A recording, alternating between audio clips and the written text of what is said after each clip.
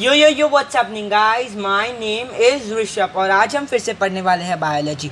तो आगे बढ़ने से पहले प्लीज़ सब्सक्राइब का बटन दबाना मत भूलिएगा अभी के अभी, because we are getting so close to 40 subscribers. So let's begin.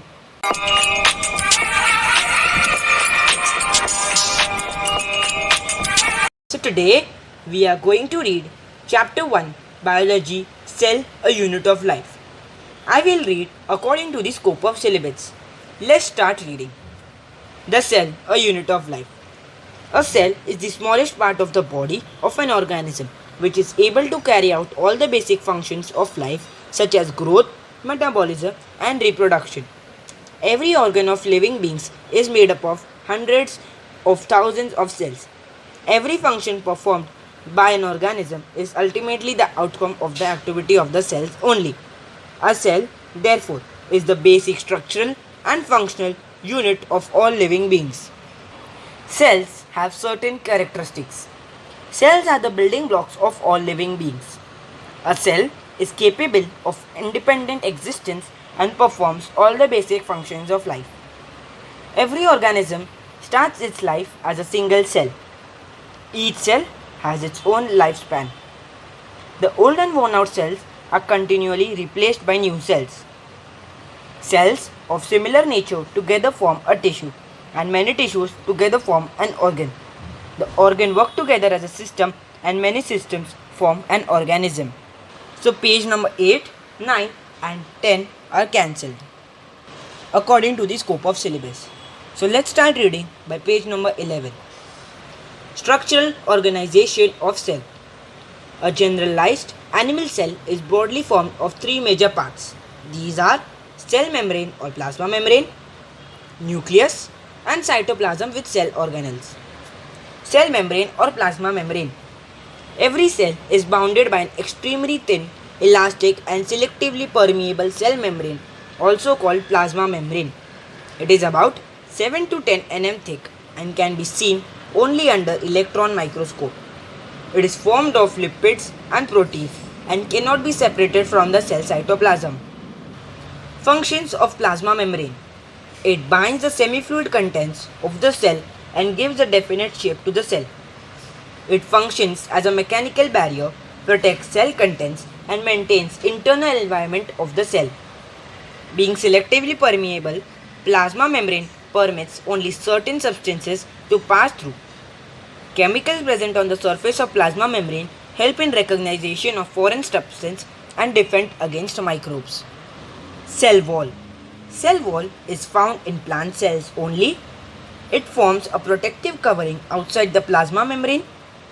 It is formed of cellulose and is highly permeable. Functions of cell wall. It provides a definite shape, rigidity and mechanical strength to the plant cell. It protects internal structure and the plasma membrane of the plant cell and prevents bursting of cells in a hypotonic medium. Being highly permeable, cell wall permits free movement of substance in and out of the cell. Nucleus, control center of the cell. Structure of nucleus. Nucleus is a small spherical or oval structure. It was discovered by Robert Brown in 1831. The nucleus is composed of nuclear membrane, nucleoplasm, nucleolus and chromatin network. Nuclear membrane or nuclear envelope. It is a delicate double membrane structure with a space between the outer and the inner membrane. The membrane is perforated by several nuclear pores which allow exchange of materials between nucleus and the cytoplasm. Nucleoplasm.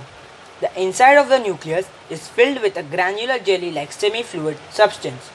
It is called nucleoplasm or nuclear sap. Nucleolus. Each nucleus has one dense rounded nucleolus. Some cells may have more than one nucleoli. It contains large amount of RNA and enzymes which are used in protein synthesis. Thus, nucleolus participates in protein synthesis. The nucleolus and nuclear membrane disappear during cell division and reappear at the end of it. Chromatin network. It is a tangled mass of thread-like structure called chromatin fiber. They are uniformly distributed in the nucleoplasm. During cell division, chromatin fiber condense to form thick ribbon-like structure called chromosomes. Chromosomes are made up of nucleic acid and proteins.